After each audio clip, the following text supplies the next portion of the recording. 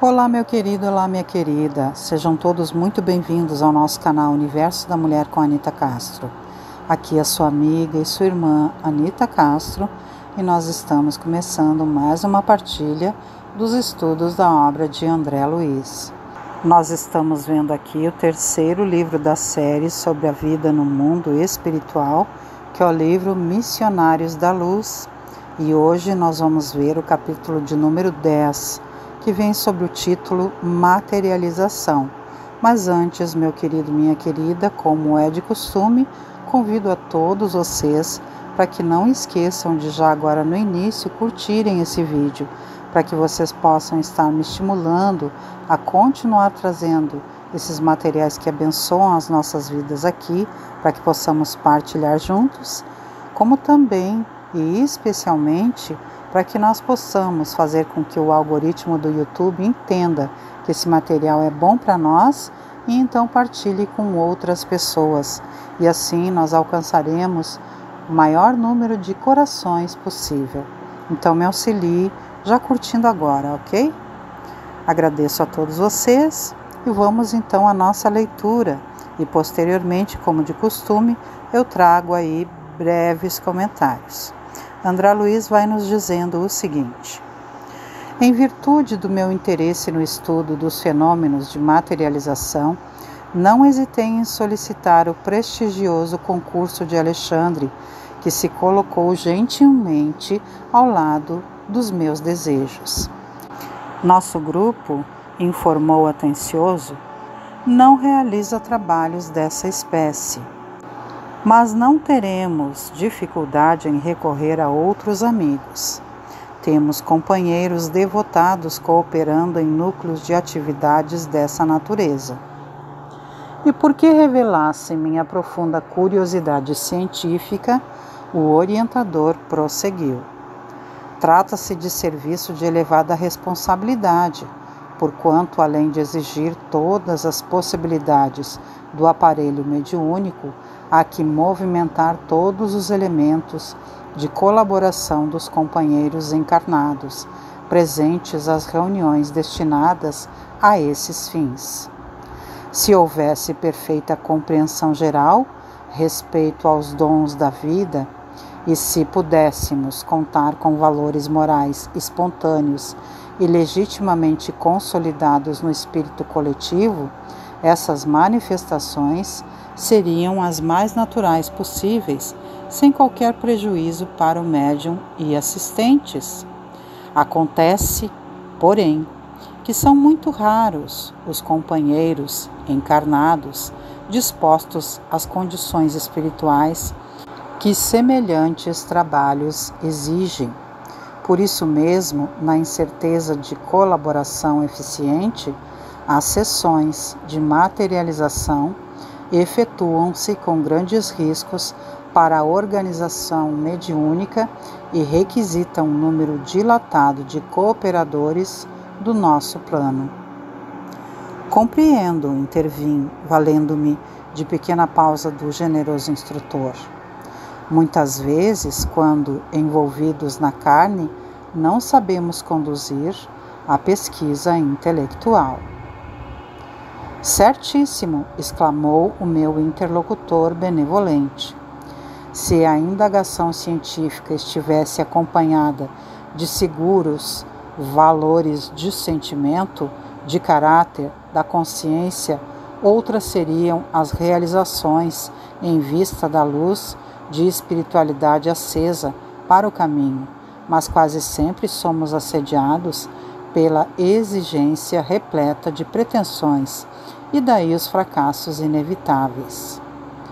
O orientador amigo continuou a série de esclarecimentos morais, belos e edificantes, e esperei ansioso um instante de observar esses serviços prodigiosos dos trabalhadores espirituais, os quais se realizam com grande surpresa para os estudiosos da crosta.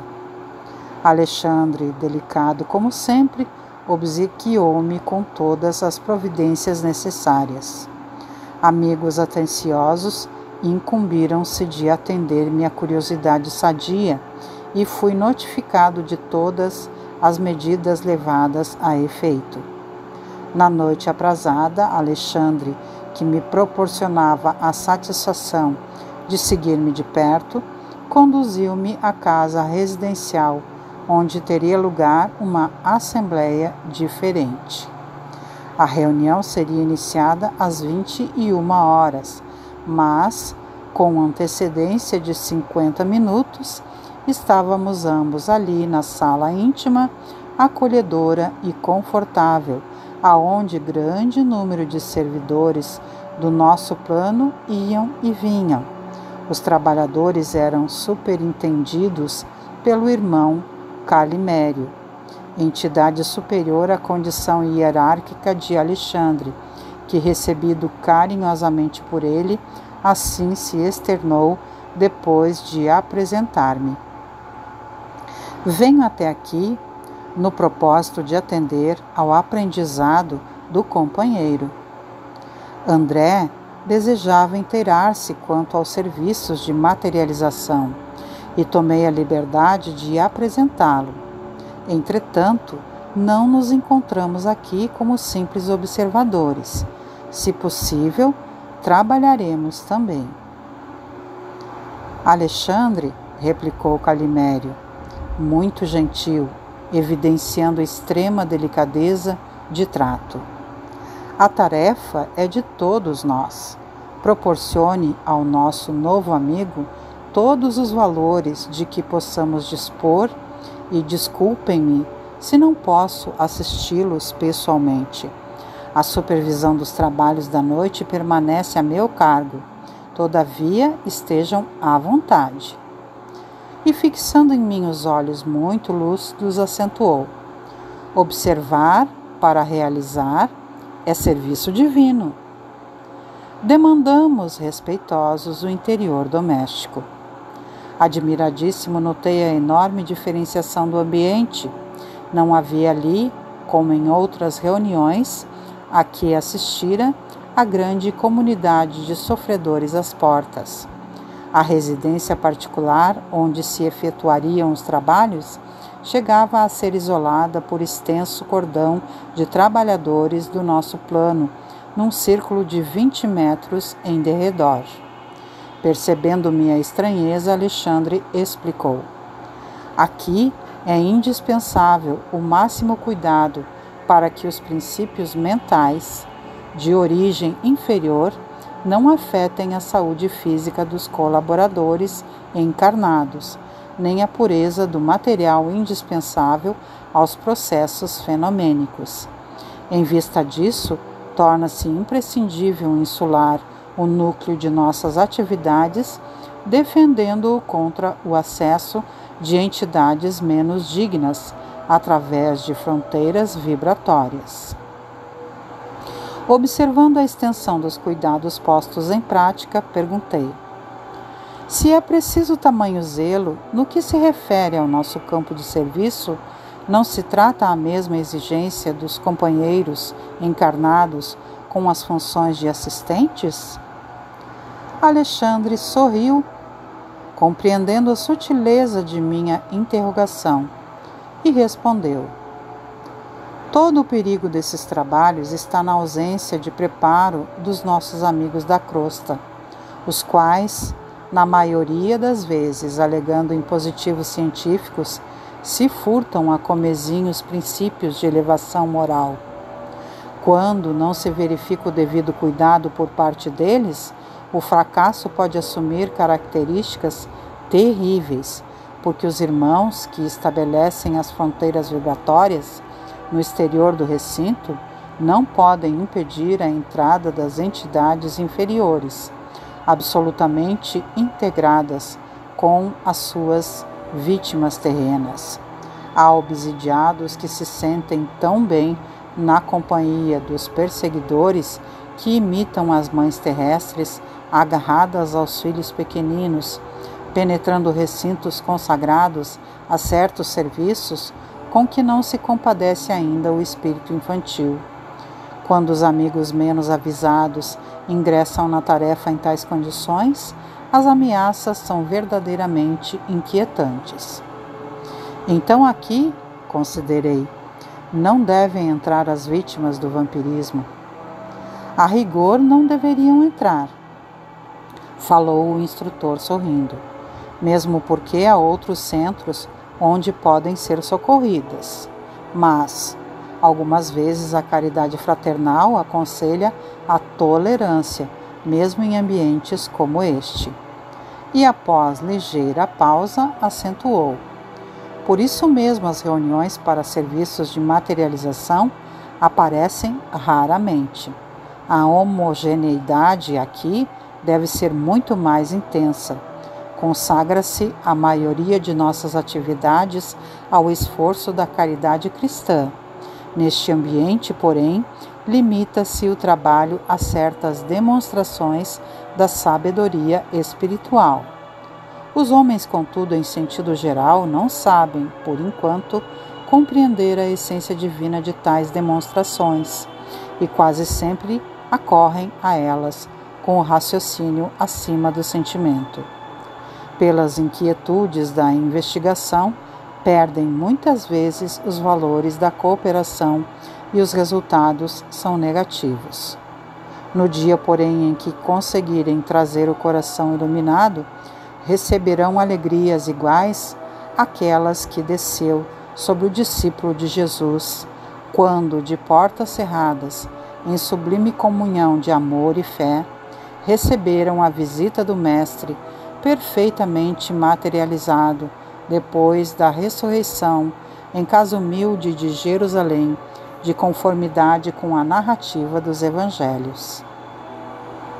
Em virtude de haver Alexandre entrado em silêncio por alguns instantes, intensifiquei as minhas observações.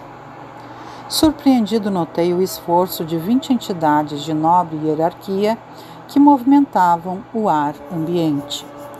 Em seus gestos rítmicos, semelhavam-se a sacerdotes antigos que estivessem executando operações magnéticas de santificação interior do recinto. Atendendo-me ao espírito de pesquisa, Alexandre esclareceu: não se trata de hierofantes em gestos convencionais. Temos ali esclarecidos cooperadores do serviço que preparam o ambiente, levando a efeito a ionização da atmosfera, combinando recursos para efeitos elétricos e magnéticos. Nos trabalhos deste teor, reclamam-se processos acelerados de materialização e desmaterialização da energia. As entidades manifestantes no campo visual de nossos amigos encarnados quase sempre são criaturas eminentemente ligadas à crosta e aos seus planos de sensações, mas os organizadores legítimos da tarefa em curso são verdadeiros e competentes orientadores dos planos espirituais, com grandes somas de conhecimento e responsabilidade. Não decorreram muitos instantes e alguns trabalhadores de nossa esfera compareceram trazendo pequenos aparelhos que me pareceram instrumentos reduzidos de grande potencial elétrico em virtude dos raios que movimentaram em todas as direções. Minha curiosidade não tinha limites. Estes amigos, explicou o meu generoso instrutor, estão encarregados de operar a condensação do oxigênio em toda a casa.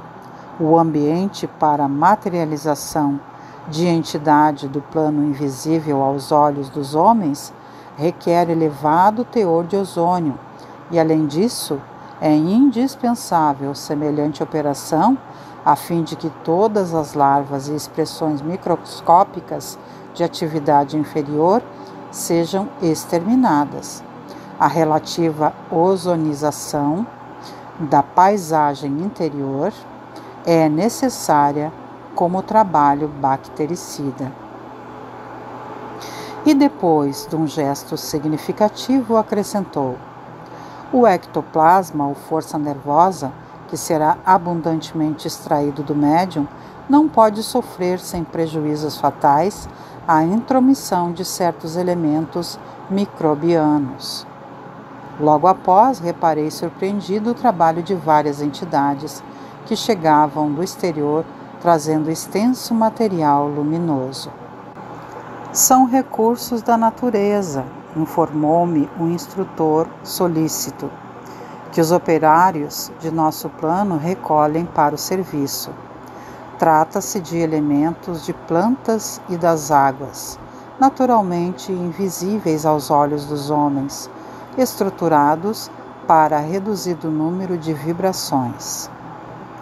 E serão aproveitados nos trabalhos da noite? Perguntei. Sim, esclareceu Alexandre paciente. Serão mobilizados pela ação dos orientadores. Nesse instante, pessoas familiarizadas com a reunião penetraram a sala, tomando os lugares que lhes eram habituais. Estabeleceu-se entre os encarnados ligeira conversação, na qual se comentavam os trabalhos levados a efeito anteriormente. Não se passaram muitos minutos e a jovem médium, afável e simpática, deu entrada no recinto, acompanhada por diversas entidades, dentre as quais se destacava um amigo de elevada condição, que parecia chefiar o grupo de servidores. Esse exercia considerável controle sobre a moça, que a ele se ligava através de tênues fios de natureza magnética. Sentindo-me a insopitável curiosidade, o orientador esclareceu.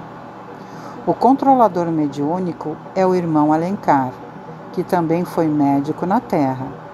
Calimério é o dirigente legítimo, encarregado da supervisão dos trabalhos em nosso círculo. Como notasse minha estranheza, Alexandre reiterou. Alencar é orientador do aparelho mediúnico para as atividades de materialização propriamente ditas. Aproximemo-nos dele. Muito sensibilizado, recebi a saudação do novo amigo, que nos acolheu afetuosamente. Ser-nos-á muito útil a presença de ambos, disse-nos, fixando meu instrutor em particular, porquanto necessitamos de colaboradores para o auxílio magnético ao organismo mediúnico. Estamos à sua disposição, acentuou Alexandre satisfeito. Tomaremos lugar entre os seus assistentes. Alencar agradeceu num gesto expressivo e sincero contentamento. Entre os colaboradores figurava uma criatura muito querida ao meu orientador. Tratava-se de Verônica, que havia sido exímia enfermeira na crosta e que me colocou à vontade conversando amavelmente. Irmão Alexandre, disse ela, depois de rápidos momentos de palestra carinhosa, iniciemos o auxílio magnético. Precisamos incentivar os processos digestivos para que o aparelho mediúnico funcione sem obstáculos. Não tive ensejo para interpelações verbais. Alexandre, porém, endereçou-me significativo olhar, convidando-me a incentivar observações. Ele, Verônica e mais 3 assistentes diretos de Alencar colocaram as mãos em forma de coroa sobre a fronte da jovem e vi que as suas energias reunidas formavam um vigoroso fluxo magnético que foi projetado sobre o estômago e o fígado da médium, órgãos esses que acusaram imediatamente novo ritmo de vibrações. Concentraram-se as forças emitidas gradualmente sobre o plexo solar, espalhando-se por todo o sistema nervoso vegetativo e com espanto observei que se acelerava o processo químico da digestão.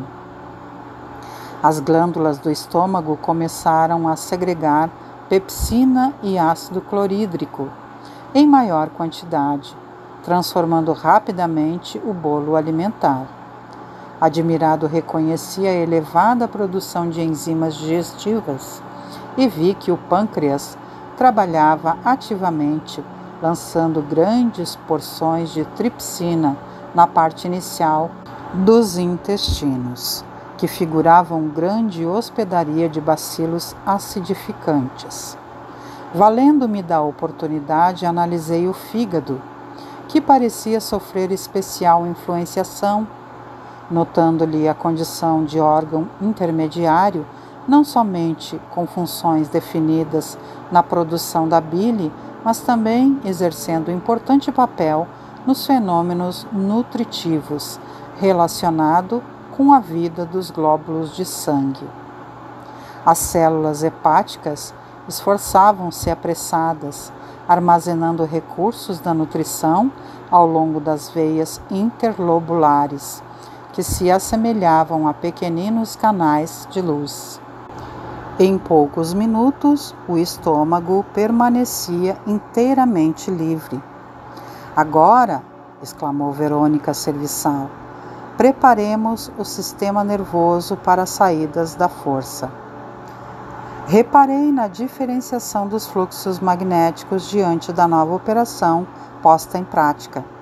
Separaram-se os assistentes de algum modo e, enquanto Alexandre projetava a energia que lhe era peculiar sobre a região do cérebro, Verônica e os companheiros lançavam os recursos que lhes eram próprios sobre todo o sistema nervoso central, encarregando-se cada um de determinada zona dos nervos cervicais, dorsais, lombares e sacros.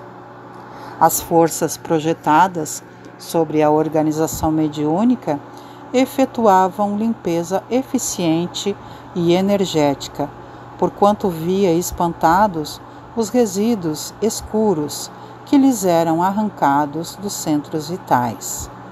Sob o fluxo luminoso da destra de Alexandre, o cérebro da jovem alcançava brilho singular, como se fora espelho cristalino. Todas as glândulas mais importantes resplandeciam à maneira de núcleos vigorosos, excitados por elementos sublimes. Debaixo da chuva de raios espirituais em que se encontrava a médium, deixava perceber o trabalho divino de que era objeto na intimidade de todas as células orgânicas que pareciam restaurar o equilíbrio elétrico. Terminada a tarefa, Alexandre acercou-se de mim, observando ante a minha indisfarçável curiosidade. O aparelho mediúnico foi submetido a operações magnéticas destinadas a socorrer-lhe o organismo nos processos de nutrição, circulação, metabolismo e ações protoplasmáticas, a fim de que o seu equilíbrio fisiológico seja mantido acima de qualquer surpresa desagradável. Prosseguindo o exame dos trabalhos em curso, reparei que Verônica alcançava agora a destra sobre a cabeça da jovem, demorando-se no centro da sensibilidade. Nossa irmã Verônica, explicou o meu amável orientador, está aplicando passes magnéticos como serviço de introdução ao desdobramento necessário. Nesse momento, porém, algo aconteceu de estranho no círculo de nossas atividades espirituais. Percebeu-se grande choque de vibrações no recinto. 2 servidores aproximaram-se de Alencar e um deles explicou espantadiço: o Sr. P. aproxima-se, porém em condições indesejáveis. Que aconteceu? Indagou o controlador seguro de si. Bebeu alcoólicos em abundância e precisamos providenciar-lhe o insulamento. O controlador esboçou um gesto de contrariedade e murmurou, encaminhando-se para a porta de entrada: É muito grave. Neutralizemos a sua influenciação, sem perda de tempo.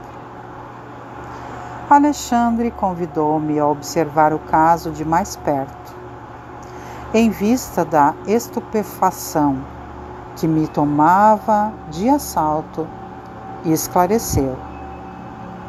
Nestes fenômenos, André, os fatores morais constituem elemento decisivo de organização.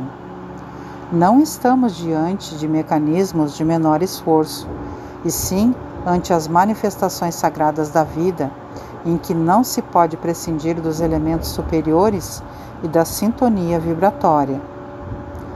Nesse instante, o Sr. P. transpunha a porta.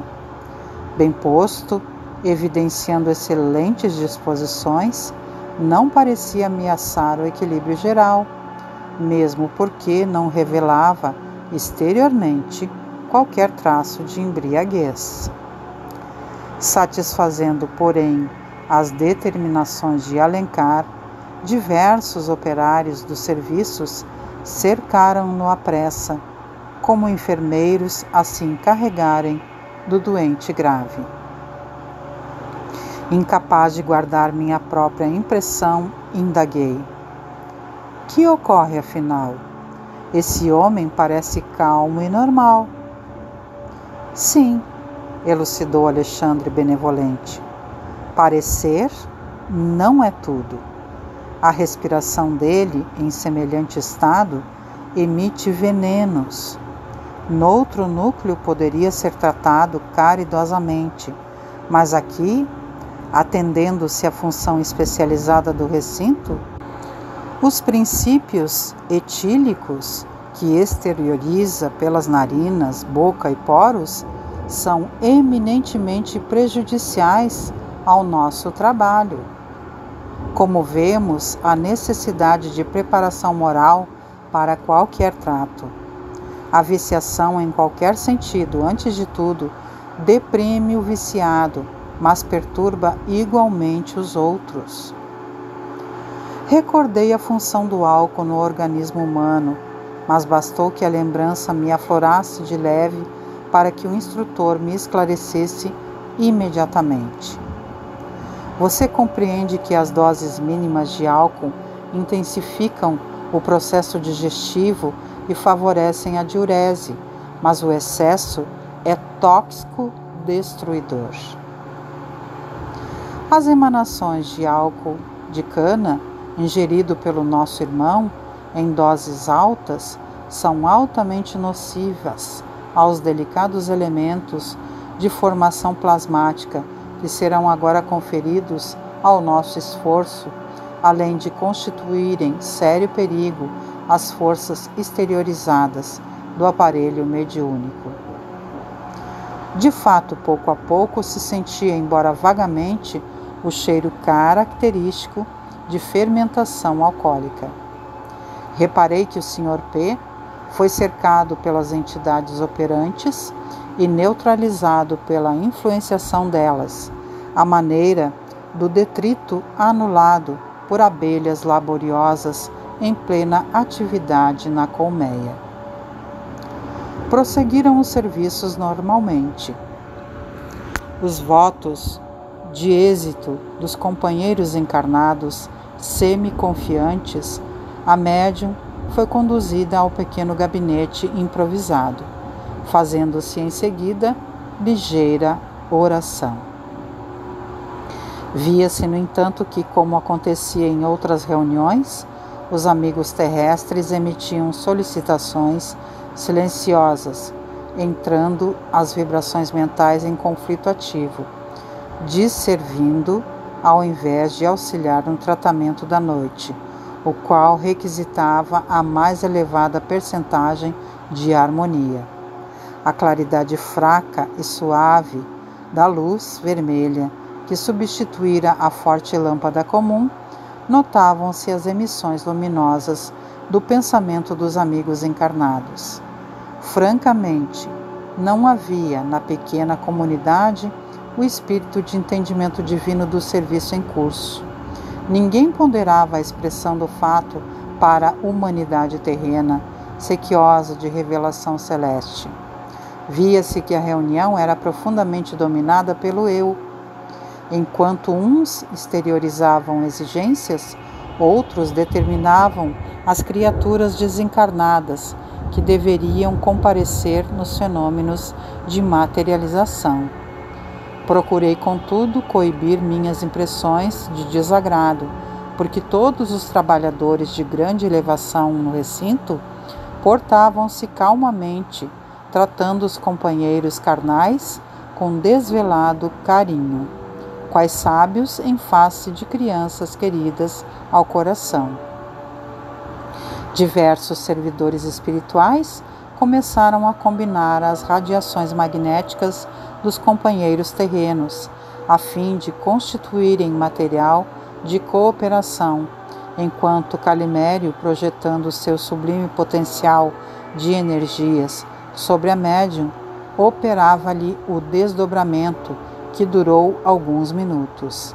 Verônica e outras amigas amparavam a jovem parcialmente libertada dos veículos físicos, mas algo confusa e inquieta ao lado do corpo já mergulhado em profundo transe. Em seguida notei que, sob a ação do nobre orientador da tarefa, se exteriorizava a força nervosa, à maneira de um fluxo abundante de neblina espessa e leitosa. Notando a perturbação vibratória do ambiente em vista da atitude desaconselhável dos companheiros encarnados, disse Calimério ao controlador mediúnico: Alencar, é necessário extinguir o conflito de vibrações. Nossos amigos ignoram ainda como auxiliar-nos harmonicamente através das emissões mentais. É mais razoável se abstenham da concentração por agora. Diga-lhes que cantem ou façam música de outra natureza. Procure distrair-lhes a atenção deseducada. Alencar, porém, que se encontrava sob preocupações fortes diante das múltiplas obrigações que deveria desempenhar no momento, pediu a colaboração de Alexandre, que se colocou à disposição dele imediatamente. André, falou o meu orientador em tom grave, improvisemos a garganta ectoplasmática. Não podemos perder tempo. E, identificando-me à inexperiência, acrescentou: não precisa inquietar-se. Bastará ajudar-me na mentalização das minúcias anatômicas do aparelho vocal. Estava atúrdido, mas o instrutor considerou: a força nervosa do médium é matéria plasmática e profundamente sensível às nossas criações mentais. Logo após, Alexandre tomou pequena quantidade daqueles eflúvios leitosos que se exteriorizavam particularmente através da boca, narinas e ouvidos do aparelho mediúnico, e como se guardasse nas mãos reduzida quantidade de gesso fluido, começou a manipulá-lo, dando-me a impressão de estar completamente alheio ao ambiente, pensando com absoluto domínio de si mesmo sobre a criação do momento. Aos poucos vi formar-se, sob meus olhos atônitos, um delicado aparelho de fonação. No íntimo do esqueleto cartilaginoso, esculturado com perfeição na matéria ectoplasmática, organizavam-se os fios tenuíssimos das cordas vocais, elásticas e completas na fenda glótica, e em seguida Alexandre experimentava emitir alguns sons, movimentando as cartilagens aritenoides. Formara-se ao influxo mental e sob a ação técnica de meu orientador uma garganta irrepreensível. Com assombro verifiquei que através do pequeno aparelho improvisado e com a cooperação dos sons de vozes humanas guardados na sala, nossa voz era integralmente percebida por todos os encarnados presentes. Parecendo-me satisfeito com o êxito de seu trabalho, Alexandre falou pela garganta artificial como quem utilizava um instrumento vocal humano. Meus amigos, a paz de Jesus seja convosco. Ajudem-nos cantando, façam música e evitem a concentração. Fez-se música no ambiente e vi que o irmão Alencar, depois de ligar-se profundamente à organização mediúnica, tomava forma ali mesmo, ao lado da médium sustentada por Calimério e assistida por numerosos trabalhadores. Aos poucos, valendo-se da força nervosa exteriorizada e de vários materiais fluídicos extraídos do interior da casa, aliados a recursos da natureza, Alencar surgiu aos olhos dos encarnados, perfeitamente materializado. Surpreendido, reconheci que a médium era o centro de todos os trabalhos. Cordões tenuíssimos ligavam-na à forma do controlador, e quando tocávamos levemente na organização mediúnica, o amigo corporificado demonstrava evidentes sinais de preocupação.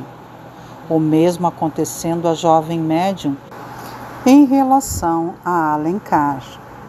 Os gestos incontidos de entusiasmo dos assistentes que tentavam cumprimentar diretamente o mensageiro materializado repercutiam desagradavelmente no organismo da intermediária.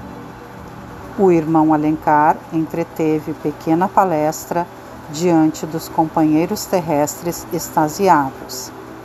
Não eram, todavia, as palavras trocadas entre ele e os assistentes que me impressionavam o coração, e sim a beleza do fato, a realidade da materialização, dando ensejo a dilatadas esperanças no futuro humano, quanto à fé religiosa, a filosofia confortadora da imortalidade e a ciência enobrecida a serviço da razão iluminada. Alexandre aproximou-se de mim e considerou. Repare na grandeza do acontecimento. O médium desempenha o papel de entidade maternal, enquanto Alencar, sob a influência positiva de Calimério, permanece em temporária filiação ao organismo mediúnico. Todas as forças que se materializarem serão filhas provisórias da força plástica da intermediária. O amigo que conversa com os encarnados é Alencar, mas os seus envoltórios do momento são nascidos das energias passivas da médium e das energias ativas de Calimério, o mais elevado diretor desta reunião. Se forçarmos o médium em nosso plano, feriremos Alencar em processo de materialização. Se os companheiros terrenos violentarem o mensageiro repentinamente corporificado, esfacelarão a médium, acarretando consequências funestas e imprevisíveis. Perplexo ante o fenômeno, indaguei. Mas esta força nervosa é apenas propriedade de alguns privilegiados na Terra? Não, replicou Alexandre. Todos os homens a possuem com maior ou menor intensidade. Entretanto, é preciso compreender que não nos encontramos ainda no tempo de generalizar as realizações. Você sabe que este domínio exige santificação. O homem não abusará no setor do progresso espiritual, como vem fazendo nas linhas de evolução material, onde se transformam prodigiosas dádivas divinas em forças de destruição e miséria. Meu amigo, neste campo de realizações sublimes, a que nos sentimos ligados, a ignorância, a vaidade e a má-fé permanecem incapacitadas por si próprias, traçando fronteiras de limitação para si mesmas. Impressionado com as maravilhas sob meus olhos, notei que, ao apelo de Alencar e com o concurso generoso de Calimério, materializaram-se mãos e flores, à maneira de mensagens afetuosas para os assistentes da reunião.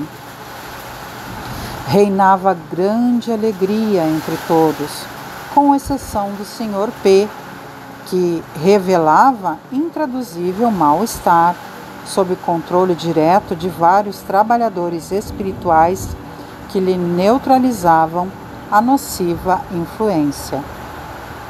Depois de maravilhosos minutos de serviço e júbilo, com significativas demonstrações de agradecimento a Deus, terminaram os trabalhos da noite, cooperando todos nós para que a médium fosse perfeitamente reintegrada no seu patrimônio psicofísico. Meu coração transbordava de contentamento e esperança. Todavia era forçoso confessar que para tamanhas manifestações de serviço e tão sublimes bênçãos era muito reduzido o entendimento dos encarnados. Semelhavam-se a crianças afoitas, mais interessadas no espetáculo inédito que desejosos de consagração ao serviço divino. Francamente estava desapontado. Tantos emissários celestes a se esforçarem por meia dúzia de pessoas que pareciam distantes do propósito de servir a causa da verdade e do bem? Expus minha opinião ao devotado instrutor, mas Alexandre respondeu tranquilo. E Jesus? Considera você que ele tenha trabalhado somente para os galileus que o não compreendiam? Julga que tenha ensinado tão só no templo de Jerusalém? Não, meu amigo. Convença-se de que todos os nossos atos, no bem ou no mal, estão sendo praticados para a humanidade inteira. Por agora, os nossos companheiros terrestres não nos entendem nem cresceram devidamente para a completa consagração a Jesus, mas a semeadura é viva e produzirá a seu tempo. Nada se perde. E sorrindo rematou depois de longa pausa. É verdade que você no mundo foi médico, sempre interessado em ver o resultado de seu trabalho, mas não se esqueça do esforço silencioso dos semeadores do campo. E recorde que as sementes depositadas nos sarcófagos egípcios há alguns milhares de anos estão começando a produzir maravilhosamente no solo da terra. Mais um capítulo interessantíssimo, não é, gente? Aqui tratando sobre a materialização na mediunidade, que é muito raro, né, o acontecimento da materialização. Nós sabemos aí por notícias dos nossos irmãos ainda encarnados que o nosso querido Chico teve algumas materializações ao longo da sua maravilhosa mediunidade, não é? Porque Chico era um médium completo, ele tinha todas as mediunidades. Mas houve um tempo então em que Emmanuel disse que o trabalho do Chico não era para materializações. E então encerraram-se as materializações e Chico ficou somente aí escrevendo os livros junto dos espíritos, não é? Mas sabemos também de histórias de outros médiuns ao longo da história que participaram de reuniões de materializações, o que são mais raros hoje em dia, não é? Mas nós vemos aí toda uma preparação ao longo dos trabalhos. E olha que coisa linda, gente, nós já estudamos aqui mesmo nesse livro que as preparações do mundo espiritual são muito mais intensificadas do que se possa imaginar, porque nós não conseguimos visualizar tudo, ainda que tenhamos mediunidade de visualização, não é? Mas nós não conseguimos visualizar todos os trabalhos. Então percebamos aí através dessa narrativa do André Luiz aqui para nós, o quanto os trabalhos mediúnicos, independente de ser materialização ou não, são assistidos pelos espíritos iluminadores, não é? As reuniões mediúnicas. Então, mais um capítulo para nossa reflexão profunda. E provavelmente vocês estão escutando sons aí de trovões e de chuva, porque aqui na minha cidade está caindo uma chuva bem intensa. É uma bênção também, não é mesmo? Para lavar aí todas as energias, renovando as nossas vidas e que a gente possa aí receber também essas bênçãos divinas. Sendo assim, meus queridos, vou encerrando o nosso estudo por hoje, desejando que todos vocês não esqueçam de que todas as segundas-feiras, às 19 horas, venham estar aqui comigo para que possamos partilhar o EAD, Estudo Aprofundado da Doutrina Espírita. Nas terças-feiras, às 19 horas, minhas queridas amigas e irmãs que me acompanham aqui no nosso canal Universo da Mulher com Anita Castro, venham estar comigo para que possamos partilhar o Reflexão de Empoderamento, que é um momento de partilha especial para a psique feminina de todas nós. Nas quartas-feiras, às 21 horas, nós temos o Evangelho no Lar, onde nós convidamos a presença de Jesus e de toda a sua comitiva espiritual a virem ter conosco e abençoar os nossos lares. Nas quintas-feiras, às 18h30, nós temos os estudos da obra de André Luiz, e nas sextas-feiras, às 18 horas, a partir do momento do passe, nós temos então, sob direção da nossa querida amiga e benfeitora espiritual Maria da Soledade, reunida com uma equipe de benfeitores espirituais, todos a serviço de Jesus, para nos abençoarem através do passe que renova as nossas energias. E também nas segundas, nas quartas e nas sextas-feiras, nós temos os shorts de cura, que são videozinhos curtos, onde eu trago mensagens especiais para o coração de todas nós mulheres. Participem, queridas, e venham acompanhar. Assim sendo, com uma singela, mas muito sincera oração, me despeço de vocês, desejando que nosso Pai Maior, Deus, que nosso querido amigo e mestre, sempre presente conosco, Jesus Cristo, que a nossa mãezinha amorosa, Maria Santíssima, e que os nossos benfeitores espirituais continuem nos conduzindo aos caminhos do bem, como todos eles sempre fazem, e que nós, com gratidão, com boa vontade, com estudo, com dedicação e procurando praticar no nosso dia a dia o bem que temos recebido, possamos continuar a nossa caminhada evolutiva. Que assim seja e assim se faça. Deixo um grande beijo no coração de todos e me despeço, desejando que em nossos caminhos haja sempre muita, muita paz e harmonia. Tchau, tchau, meus amados. Até o nosso próximo encontro.